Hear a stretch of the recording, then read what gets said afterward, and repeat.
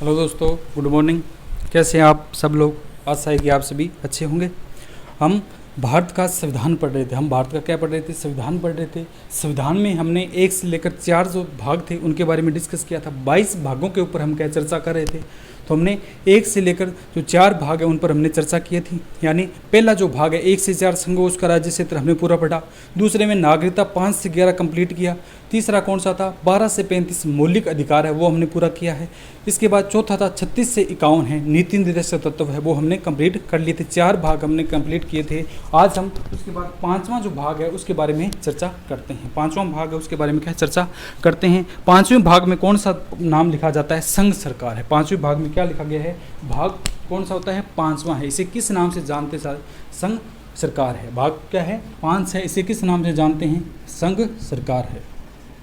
संघ सरकार है। 1 से 4 संघ उसका राज्य क्षेत्र, 5 से 11 नागरिकता, 12 से 35 मौलिक अधिकार, 36 से 51 नीति निर्देशक तत्व, 52 से 151 केंद्र सरकार है, जिसे संघ सरकार कहा जाता है। या इसे वो क्या करता है? केंद्र सरकार भी कह सकते हैं। क्या कहते हैं? केंद्र सरकार है। कौन से भाग में है? 5 में। 5 में इसे क्या कहा जाता है? केंद्र सरकार या संघ सरकार कहा जाता है। इसमें जो हमारे अनुच्छेद है वो कहाँ से कहाँ तक विस्तारित किए गए हैं। तो इसमें अनुच्छेद हमने क्या 52 से लेकर 151 तक क्या है दिए गए। इसमें अनुच्छेदों की अगर संख्या की बात करते हैं तो 52 से 151 तक क्या है? संघ सरकार के यानी केंद्र सरकार के अनुच्छेद दिए गए हैं। किस प्रकार इनका हम चर्चा करेंगे, इनके बारे में हम देखते हैं। तो हमने 51 तक पढ़ा था कि शांतिपूर्ण क्या है? विदेश नीति है। कोई भी देश नीति निर्देशक तत्व में लास्ट कौन सा था? 51वां था। शांतिपूर्ण क्या था? विदेश नीति है। कोई भी देश अन्य देशों के साथ क्या है? शांतिपूर्ण वार्ता करेगा, शांतिपूर्ण वार्तालाप के माध्यम से किसी भी मुद्दे को क्या है? सुलझाने का कार्य करेगा। इसके बाद संघ सरकार आती है 52 से 151 है। इसमें 4 भागों में संघ सरकार को हम बांटते हैं। 4 जो भाग है उसके माध्यम से हम क्या संघ सरकार पढ़ते हैं। संघ सरकार कितने भागों से पढ़ते हैं? 4 पॉइंट से हम जानते हैं। पहले की अगर हम बात करते हैं तो पहले हम जानते हैं कि कौन सी कहलाती है? कार्यपालिका है। पहली का नाम कौन सा कहलाता है? कार्यपालिका है। पहला कौन सा आता है? कार्यपालिका है। यानी कार्य करने वाली संस्था क्या कहा जाता है? कार्यपालिका है। और दूसरा कौन सा आता है? विधायिका है। ऊपर थोड़ा सा लिख लेते हैं। दूसरे की अगर बात करते हैं तो इसे किस नाम से जानते हैं? विधायिका है, यानी जो नियम बनाने का कार्य करती है। तीसरे की अगर हम बात करते हैं न्यायपालिका है। न्यायपालिका है। और चौथा जो हमारा होता है वो क्या होता है? नियंत्रक एवं महालेखा परीक्षक, CAG, control and auditor general. नियंत्रक एवं महालेखा परीक्षक, यानी इसे केग के नाम से जानते हैं। इसे किस नाम से जानते हैं? CAG है, यानी केग के नाम से क्या है? हम इसे जानते हैं। तो पहला पॉइंट लिखते हैं कि कार्यपालिका में किन किन को शामिल किया गया। कार्यपालिका में हमें क्या है? कौन कौन से मिलकर कौन कौन से जो क्या संगठन है या कौन कौन सी संस्थाएं हैं जिनसे मिलकर हमारी जो कार्यपालिका है वो बनती है। तो पहला हम देखते हैं कि कार्यपालिका में कौन कौन शामिल होते हैं। तो पहला पॉइंट हम देखते हैं तो इसमें कौन सा होता है? कार्यपालिका का जो प्रमुख होता है वो कौन सा होता है? सभी को पता है, राष्ट्रपति कार्यपालिका का प्रमुख होता है। देश का सर्वोच्च नागरिक होता है राष्ट्रपति, और उपराष्ट्रपति है। राष्ट्रपति और क्या उपराष्ट्रपति है वो कौन से होते हैं? देश के कार्यपालिका में प्रथम स्थान रखने वाले, यानी कार्य करने वाले राष्ट्रपति उपराष्ट्रपति कार्य करेंगे। दूसरी अगर हम बात करते हैं तो कौन से आते हैं? प्रधानमंत्री, यानी PM। प्रधानमंत्री के बारे में कार्यपालिका में पढ़ेंगे हम। दूसरा कौन सा आता? मंत्री परिषद है। क्या है? मंत्री परिषद। मंत्री परिषद है। पहले प्रश्न एक आता था कि मंत्री परिषद बड़ा होता है या मंत्रिमंडल होता है। तो क्या होता है? मंत्रिमंडल या मंत्री परिषद बड़ा होता है। तो मंत्री परिषद बड़ी होती है, इसमें कैबिनेट मंत्री, राज्य मंत्री और उप मंत्री सारे आते हैं। जबकि मंत्रिमंडल एक विशेष रूप से एक मंत्रिमंडल होता है। कोई भी प्रकार का, जैसे जल मंत्रिमंडल, जल विभाग का मंत्रिमंडल हो गया, जो बिजली विभाग का मंत्रिमंडल हो गया। तो मंत्री परिषद हमेशा बड़ी होती है मंत्रिमंडल से। आगे इनका डिफरेंस करेंगे तो ये इसमें पढ़ेंगे। और तीसरा हम क्या पढ़ते हैं? महान्यायवादी है। महान्यायवादी है। महाअधिवक्ता और महान्यायवादी दो चीज़ें होती है। महान्यायवादी की अगर बात करते हैं तो केंद्र सरकार का जो कानूनी सलाहकार होता है उसे महान्यायवादी कहा जाता है, और महाअधिवक्ता जो होता है वो राज्य सरकार का कानूनी सलाहकार होता है, इसे महान्यायवादी कहा जाता है। ये कौन सा है? महान्यायवादी है, ठीक है, महान्यायवादी। तो इन तीनों से मिलकर क्या बनती है? हमारी क्या बनती है? कार्यपालिका। तो कार्यपालिका में हम क्या पढ़ेंगे? राष्ट्रपति, उपराष्ट्रपति, प्रधानमंत्री, मंत्रिपरिषद और क्या? महान्यायवादी है। राष्ट्रपति के अनुच्छेद हम जानते हैं 52 से लेकर 62 तक राष्ट्रपति से संबंधित अनुच्छेद। प्रधानमंत्री की बात करते हैं 63 से लेकर 69 तक है। उपराष्ट्रपति के इसमें प्रधानमंत्री नहीं, उपराष्ट्रपति के अनुच्छेद क्या है? 63 से लेकर 69 तक उपराष्ट्रपति के अनुच्छेद है। तो हम 52 से लेकर 69 तक इनसे संबंधित पढ़ेंगे। 70 और 71, 17 में क्या इनसे संबंधित कोई प्रावधान?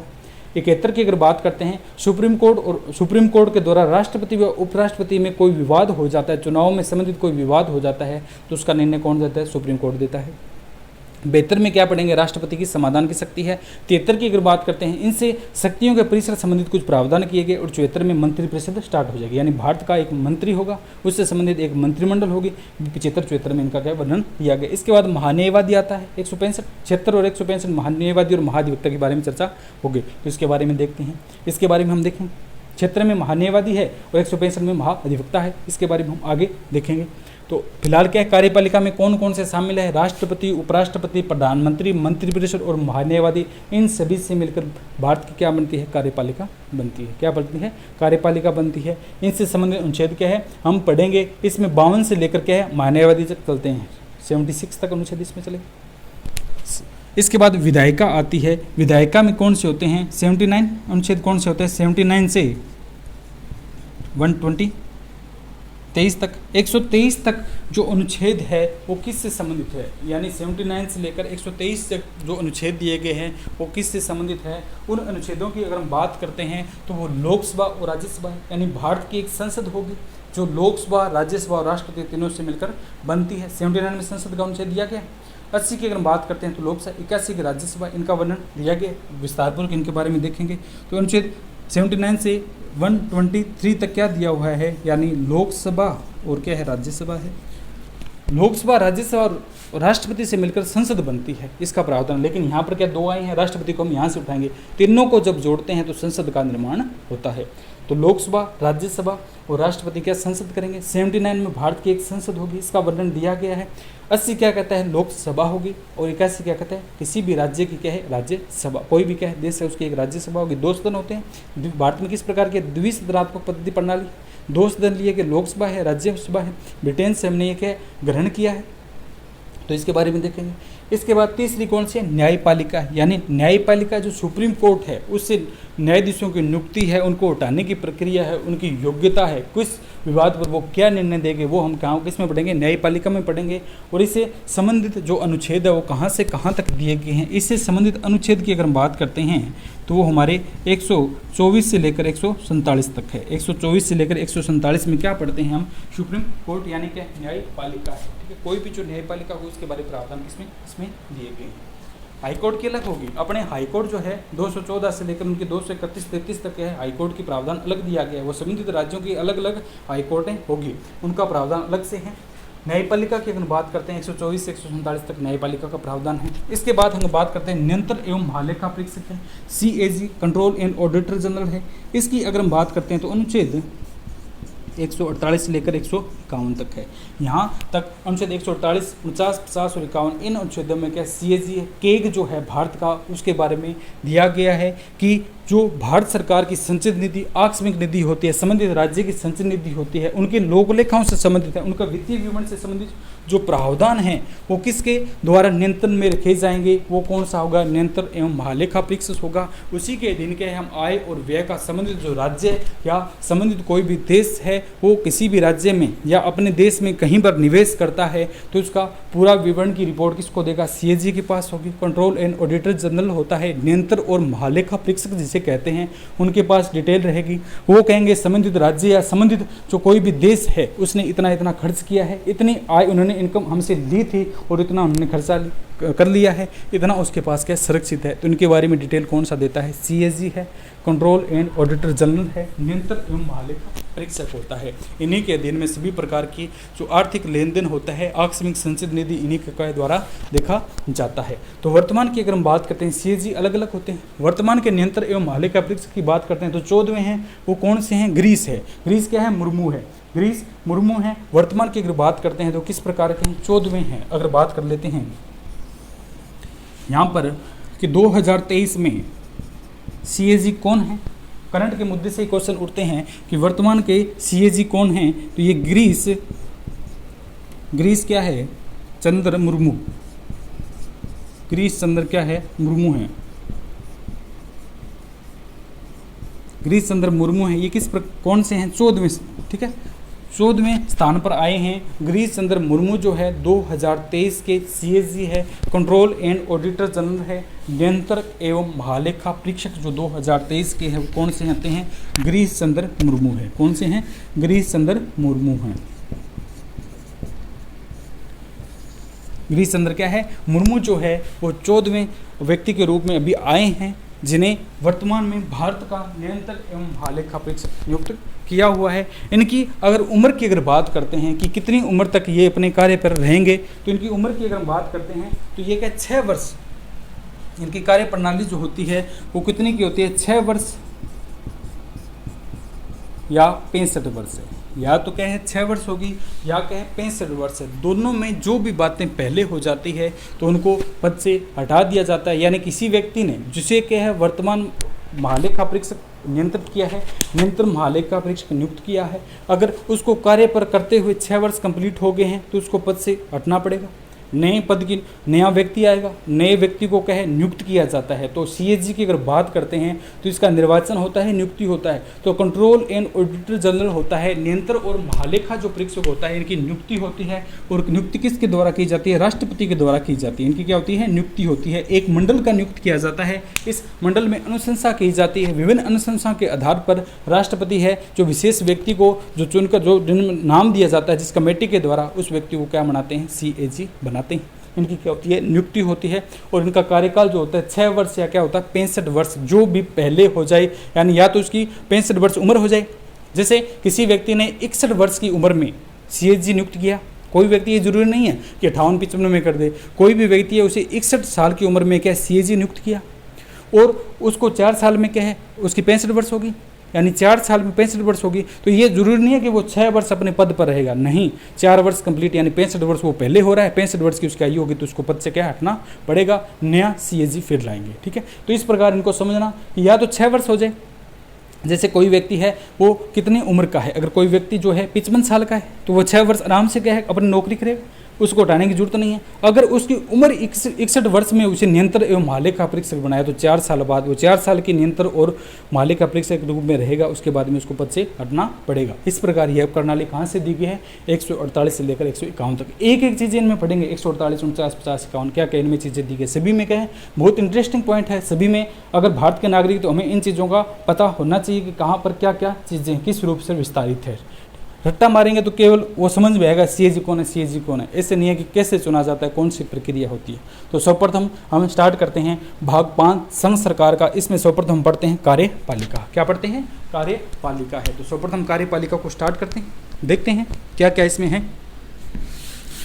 तो भाग 5 संघ सरकार या केंद्र सरकार कहा जाता है। और इसमें अगर अनुच्छेद की अगर बात करते हैं तो 52 से 151 तक अनुच्छेद क्या इसमें वर्णित किए गए हैं। तो पहला हम अनुच्छेद पढ़ते हैं 52 है। अनुच्छेद क्या पढ़ते हैं? 52। अनुच्छेद 52 क्या कहता है? अनुच्छेद 52 क्या कहता है कि भारत का एक राष्ट्रपति होगा। भारत का क्या होगा? एक राष्ट्रपति होगा। किस अनुच्छेद में दिया गया है? अनुच्छेद 52 में है। अनुच्छेद क्या है? 52 में क्या दिया गया है? भारत का एक राष्ट्रपति होगा, राष्ट्रपति होगा। दूसरा, संघ की समस्त कार्यपालिका शक्ति क्या है? राष्ट्रपति में निहित होगी। अनुच्छेद 53 क्या कहता है? संघ की सब एक बार आपको बता देता हूँ फिर इसके बारे में पढ़ेंगे कि समस्त की जो संघ की समस्त जो कार्यपालिका शक्ति है वो किस में होगी? संघ की जो समस्त कार्यपालिका शक्ति है वो किस में होगी, राष्ट्रपति में निहित होगी। यानी सभी जो काम करेंगे केंद्र सरकार है, सब काम करती है, उसका अंतिम अनुमोदन राष्ट्रपति से किया जाएगा। 52 क्या कहता है, भारत का एक राष्ट्रपति होगा। 53 क्या कहता है, भारत के संघ की समस्त जो कार्यपालिका है राष्ट्रपति में निहित होगी। 53 क्या कहता है कि राष्ट्रपति की नियुक्ति होगी या निर्वाचन होगा। तो अनुच्छेद 54 क्या कहता है कि राष्ट्रपति की नियुक्ति होगी या क्या निर्वाचन होगा। तो 54 क्या कहता है कि राष्ट्रपति का निर्वाचन होता है, नियुक्ति नहीं होती है, यानी राष्ट्रपति को नियुक्त नहीं किया जाता। ऐसा नहीं है सभी ने कह दिया इनको नियुक्त किया जाए, ठीक है। तो राष्ट्रपति का क्या है, निर्वाचन होता है। 54 क्या कहता है, राष्ट्रपति का निर्वाचन है। और 55 की अगर हम बात करते हैं तो राष्ट्रपति का निर्वाचक मंडल होता है। 55 क्या कहता है कि राष्ट्रपति का क्या है, निर्वाचन मंडल किस प्रकार राष्ट्रपति के चुनाव में क्या निर्वाचन प्रक्रिया हिस्सा लेगी, उनकी किस प्रकार अनुपातिक प्रतिनिधि का हिस्सा लिया जाएगा। 55 क्या कहता है, राष्ट्रपति का निर्वाचन मंडल है, राष्ट्रपति का क्या है, निर्वाचन मंडल है। तो राष्ट्रपति की नियुक्ति होगी या निर्वाचन होगा। और 55 क्या कहता है, राष्ट्रपति का निर्वाचक मंडल है, इसमें कौन कौन हिस्सा लेंगे। आपको पता है, सभी जानते हैं, ये तो छोटी सी बात है कि राष्ट्रपति के चुनाव में लोकसभा, राज्यसभा और विधानसभा के केवल और केवल निर्वाचित सदस्य हिस्सा लेते हैं। कि जब इनका चुनाव संपर्क करवाए जाते हैं तो केवल एकमात्र लोकसभा है, राज्यसभा है और राज्यों के संबंधित जो विधानसभाएं हैं उनके केवल और केवल निर्वाचित सदस्य पार्टिसिपेट करते हैं, अपने वोट का प्रयोग करते हैं। उनके जो मनोनीत सदस्य हैं, जैसे राज्यसभा के 12 कला, साहित्य, विज्ञान, समाज और सहकारिता के क्षेत्र में जो 12 सदस्य राष्ट्रपति के द्वारा मनोनीत किए जाते हैं वो इसमें हिस्सा नहीं लेंगे। विधानसभाओं के मनोनीत सदस्य इसमें हिस्सा नहीं लेते हैं और विधान परिषद इसमें हिस्सा नहीं लेती है। जब राष्ट्रपति का चुनाव संपन्न होता है, उसका निर्वाचक मंडल में कौन कौन से हैं, याद रखिएगा, लोकसभा, राज्यसभा और विधानसभाओं के केवल और केवल जो निर्वाचित सदस्य है वो राष्ट्रपति के चुनाव में क्या लेंगे, हिस्सा लेंगे। तो ये किस में दिया गया, 55 में। और राष्ट्रपति का चुनाव कौन से प्रणाली द्वारा किया जाता है, एकल संक्रमणीय की बहुमत प्रणाली के द्वारा। एकल संक्रमणीय बहुमत मत प्रणाली के द्वारा राष्ट्रपति का चुनाव संपन्न करवाया जाता है। यानी एकल संक्रमणीय अनुपातिक प्रतिनिधित्व की प्रणाली के द्वारा राष्ट्रपति का चुनाव संपन्न करवाया जाता है। यानी एक व्यक्ति, एकल संक्रमणीय क्यों कहा जाता है, अनुपात के अनुसार पर वोट दिए जाते हैं। जैसे 3 कैंडिडेट खड़े हो जाते हैं, 1 2 3, राष्ट्रपति का एक तो दावेदार होता नहीं है, कांग्रेस अपनी तरफ से दावेदार करती है, बीजेपी अपनी तरफ से करती है, अगर निर्दलीय चाहे तो अपनी तरफ से क्या है, दावेदार कर सकते हैं। तो राष्ट्रपति के चुनाव के जितने दावेदार होंगे उनको एक अनुपात में अनुपातिक प्रतिनिधित्व की एकल संक्रमणीय मत प्रणाली कहा जाता है। क्यों कहा जाता है, क्योंकि इन्हें अनुपात में वोट दिए जाते हैं। जैसे कोई 3 व्यक्ति हैं, जैसे अब की बार कितने व्यक्ति हुए थे चुनाव में, 3 व्यक्ति खड़े किए गए थे, तो इनमें अनुपातिक प्रतिनिधित्व यानी प्रायिकता दी जाती है कि कौन से व्यक्ति को हम प्रथम स्थान पर रखें, कौन से द्वितीय को कौन से तृतीय स्थान पर रखें, इस प्रकार प्रायिकता दी जाती है। तो अनुपातिक प्रतिनिधित्व की एकल संक्रमणीय मत प्रणाली है। क्या है, एकल संक्रमणीय। एकल संक्रमणीय क्यों कहा जाता है, 2 शब्द है, आपसे छोटे एग्जामों में नहीं पूछते, लेकिन पीसीएस की जब तैयारी करते हैं तो इन एग्जामों ये चीज़ें पूछते हैं कि एकल संक्रमणीय किसे कहा जाता है और अनुपातिक प्रणाली किसे कहा जाता है। अनुपातिक प्रणाली और एकल संक्रमणीय आज तक तो आपने देखा ही, केवल सुना होगा कि अनुपातिक प्रतिनिधि संकलीय प्रणाली, अनुपातिक संकलीय प्रणाली से पढ़ते होंगे, समझा नहीं। तो कौन सी प्रणाली होती है, अनुपातिक होती है, यानी अनुपात में वोट देना होता है। 3 व्यक्ति खड़े हुए थे, द्रौपदी मुर्मू हैं और 2 अन्य व्यक्ति खड़े हुए थे, ठीक है। एक तो द्रौपदी मुर्मू अपने राष्ट्रपति चुनाव में संपन्न हुई, 2 अन्य व्यक्ति जो थे, कोई भी थे, ठीक है, 2 व्यक्ति इनमें खड़े होते हैं। तो अब क्या है, अनुपात में होता है, यानी जो वोट देंगे, निर्वाचन करते हैं तो उनको वोट देना होता है। राज्यसभा, लोकसभा और विधानसभा को जो निर्वाचित सदस्य हैं वो वोट देंगे। तो प्रायिकता रखेंगे कि 1 नंबर पर मैं द्रौपदी मुर्मू को रख रहा हूँ, 2 नंबर पे मैं इनको रख रहा हूँ, कोई कहेगा मैं 2 पर इनको रख रहा हूँ, 1 पर इनको रख रहा हूँ और 3 पर इनको रख रहा हूँ, कोई कहेगा मैं 3 पर इनको रख रहा हूँ, 1 पर इनको रख रहा हूँ और 2 पर इनको रख रहा हूँ। इस प्रकार के प्रायिकता दी जाती है कि अपनी अपनी प्रायिकता के अनुसार। इसे क्या कहा जाता है, अनुपातिक प्रतिनिधित्व कहा जाता है। एकल संक्रमणीय मत प्रणाली यानी एक व्यक्ति केवल एक बार ही इसका प्रयोग कर सकता है, ऐसा नहीं है इसको 1 इसको 1 इसको 2, ठीक है। सभी को प्रायिकता के अनुसार पर इनको दिया जाता है कि 1 नंबर ये है, 2 नंबर ये है, 3 नंबर ये। ऐसे नहीं है एक व्यक्ति 2 बार वोट का प्रयोग करेगा। 2 बार वोट का प्रयोग करते ही किसी ने कहा, कोई कर देते हैं, कई कर देते हैं कि क्यों, वहाँ पर चिट्ठी लगती है, वहाँ पर क्या होती है, पर्चियाँ डलती है, वहाँ पर ऐसे नहीं है, पर्चियाँ डलती है तो इसमें किसी को पता नहीं था कौन किसको प्रायिकता दे रहा है, 1 नंबर 2 नंबर 3 नंबर है। तो वहाँ अगर बाद में देखा जाता है कि अवैध मतों को हटाना, जब क्या है इनका निर्वाचक मंडल संपन्न हो जाता है तो बाद में अवैध मत भी हटाए जाते हैं जिनमें उनका जो मत मूल्य है वो निकाल दिया जाता है। तो कई व्यक्ति क्या है, 1 इसको 1 दे दी और इसको कहे इसको क्या दे दी, 2 प्रायिकता दे दी। तो इनमें प्रायिकता यह नहीं मानी जाती कि 2 व्यक्तियों को आप एक समान प्रायिकता नहीं दे सकते हैं, एक व्यक्ति को एक ही प्रायिकता देंगे, इसे क्या कहा जाता है, अनुपातिक कहा जाता है। यानी अनुपात में आपको मत देने का अधिकार है। 1 2 जितने कैंडिडेट खड़े होते हैं उतने ही रूप से आपको कहे प्रायिकता रखनी होती है। 1 2 3, 2 खड़े होते हैं तो 1 2 3 में है, 1 2 में होगा, 3 है तो 1 2 3 में होगा, 4 है तो 1 2 3 4 में होगा। मेजोरिटी के आधार पर 1 नंबर हम इसको चुन रहे हैं, 2 इसको, 3 इसको, 4 ऑप्शन ये क्या है, कंपलसरी है कि 1 2 3 4 जितने भी कैंडिडेट खड़े होते हैं उनको 1 2 3 जितने भी नंबर आएंगे उन नंबरों को आधार पर बांटना होता है। 1 है तो 1 कहेंगे, 2 है तो 1 2 में डिवाइड करेंगे, और 3 है तो जैसे 1 इसको दिया, 2 इसको दिया, 3 ये आप समझ रहे होंगे। इसे ही क्या कहा जाता है, अनुपातिक प्रतिनिधित्व कहा जाता है। एकल संक्रमणीय मत प्रणाली, यानी एक व्यक्ति एक बार इस मेजोरिटी का प्रयोग कर सकता है, ऐसा नहीं है उसने एक बार पर्ची डाल दी दूसरी फिर डाल दी, ठीक है। तो इसलिए राष्ट्रपति का जो चुनाव है पढ़ेंगे हम आगे, इसका अनुच्छेद जब डिटेल में पढ़ेंगे तब इसके बारे में चर्चा करेंगे कि राष्ट्रपति का चुनाव है वो किस प्रकार होता है, एकल संक्रमणीय की अनुपातिक प्रतिनिधित्व प्रणाली के द्वारा होता है। ये कौन से अनुच्छेद में दिया गया है, ये जो हमारा कौन से अनुच्छेद है, 55 में इसके बारे में दिया गया। 55 अनुच्छेद क्या कहता है, एकल संक्रमणीय की अनुपातिक प्रतिनिधित्व प्रणाली है। इसके बाद अनुच्छेद 56 क्या कहता है, पदावधि है, यानी राष्ट्रपति का कार्यकाल कितना होगा, राष्ट्रपति का क्या है, कार्यकाल कितना होगा। इसमें बात करते हैं कि राष्ट्रपति का कार्यकाल 5 वर्ष का होता है, लेकिन इसमें कंफ्यूज करने के लिए ऑप्शन में फिर डाल देते हैं कि चुनाव संपन्न होने से पहले, चुनाव होने के बाद, पद ग्रहण करने से पहले, पद ग्रहण होने के बाद। इसके बारे में चर्चा करेंगे कि कब से जो राष्ट्रपति है वो उसका कार्यकाल 5 वर्ष संपन्न होता है। ये कौन से में दिया गया, 56 है, क्या कहलाता है, पदावधि है, कार्यकाल है, पदावधि है, कार्यकाल है। इसके बाद 56 क्या कहता है, पुनः निर्वाचन। 57 क्या कहता है, पुनः निर्वाचन, यानी राष्ट्रपति है वो दोबारा पद के लिए क्या निर्वाचन हो सकता है या नहीं, इसका प्रावधान है या नहीं। तो इसका क्या प्रावधान है कि राष्ट्रपति कितनी बारी का निर्वाचन हो सकता है, यानी पुनः निर्वाचन है, उसका क्या है, पुनः निर्वाचन है, राष्ट्रपति का निर्वाचन दोबारा हो सकता है। इसका प्रावधान कौन से में किया गया, 57 में किया गया कि राष्ट्रपति का क्या होगा, पुनः निर्वाचन होगा। और ये 57 में लिखा गया। 58 क्या कहता है, राष्ट्रपति की योग्यता है, इनकी योग्यता क्या क्या है, राष्ट्रपति की योग्यता है, इसके बारे में चर्चा कौन से अनुच्छेद में की गई है, 58 जो अनुच्छेद है इसमें राष्ट्रपति की योग्यता के बारे में विवरण किया गया है। इसके बाद 59 अनुच्छेद है। 59 की अगर बात करते हैं योग्यता के बाद में क्या आता है, शर्त है कि क्या क्या शर्तें हैं राष्ट्रपति के संबंधित, उनके लिए क्या क्या शर्त रखी गई है कि राष्ट्रपति होंगे तो उनके लिए क्या क्या शर्त होगी, किस किस शर्त की पालना करना होती है राष्ट्रपति को, तब उनको राष्ट्रपति का दावेदार घोषित कर सकते हैं। तो कौन सी आती है, 59 में कौन सी आती है, शर्त होती है। शर्त क्या होती है, राष्ट्रपति की क्या होती है, शर्त होती है।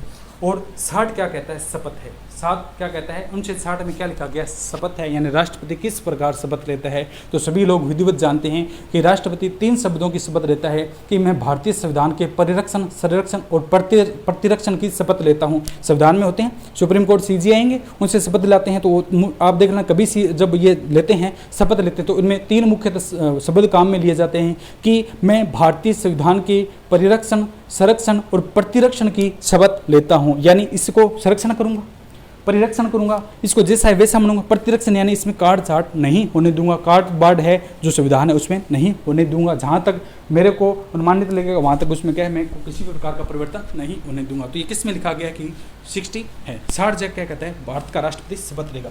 61 की अगर हम बात करते हैं, महाभियोग की प्रक्रिया है। महाभियोग की क्या है, प्रक्रिया है, राष्ट्रपति के ऊपर महाभियोग की प्रक्रिया चलाई जाएगी।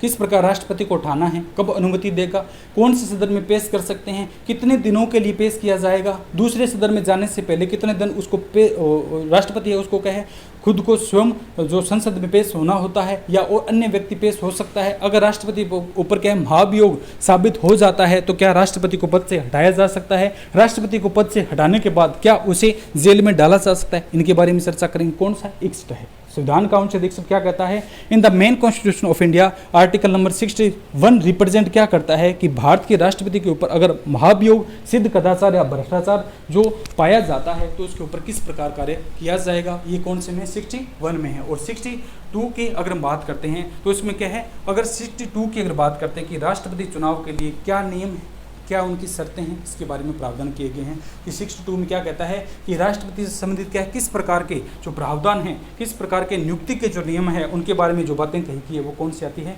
राष्ट्रपति के अनुच्छेद 62 में ये बातें बताएगी। इसके बाद 63 से लेकर 69 तक क्या पता चलेगा, उपराष्ट्रपति चलेगा। लेकिन इससे पहले हम राष्ट्रपति की डिटेल पढ़ेंगे। इसके बाद वित्तीय आपातकाल भी लागू होता है, 352 है, 56 है, 60 है, राष्ट्रपति के द्वारा होते हैं। ये अनुच्छेद हमें यहाँ पढ़ने होंगे, वित्तीय आपातकाल के बीच में पढ़ेंगे। वैसे तो ये भाग 18 में चले जाएंगे, लेकिन यहाँ हम पढ़ेंगे, क्यों वहाँ पर बहुत पीछे रह जाएंगे, तो इसके साथ में 352, 56 और 60 है, इनके बारे में चर्चा करेंगे। और राष्ट्रपति के पॉकेट वीटो है, जेब निषेधाधिकार है, पॉकेट वीटो है, कौन कौन से को सदन में अगर आया है, कोई बिल आया है तो उसको कितने समय तक रोक सकता है, राष्ट्रपति अपनी जेब में डालकर कितने समय तक रख सकता है, कोई भी विधेयक है उसको पारित कब करवा सकता है, कौन से विधेयक को धन विधेयक की श्रेणी में रखा जाएगा, कौन से को वित्त विधेयक की श्रेणी में, ये राष्ट्रपति अपने द्वारा अनुमोदित करता है। तो इसके बारे में जो भाग 5 है, इसमें जो पहला जो पॉइंट है 52 से लेकर के 62 तक है, राष्ट्रपति से संबंधित अनुच्छेद है, उसके बारे में हम डिस्कस करेंगे विस्तारपूर्वक। कल पढ़ेंगे इनको, आज मैंने क्या है थोड़ी आपको बताया, आपको एक बार ढांचा समझ में आए किस प्रकार इनमें क्या क्या चीज़ें होती है, लेकिन हम चर्चा विस्तृत रूप से चर्चा इसके बारे में कल करेंगे। ओके दोस्तों, आज के लिए इतना ही, बाकी हम कल पढ़ते हैं। Thank you.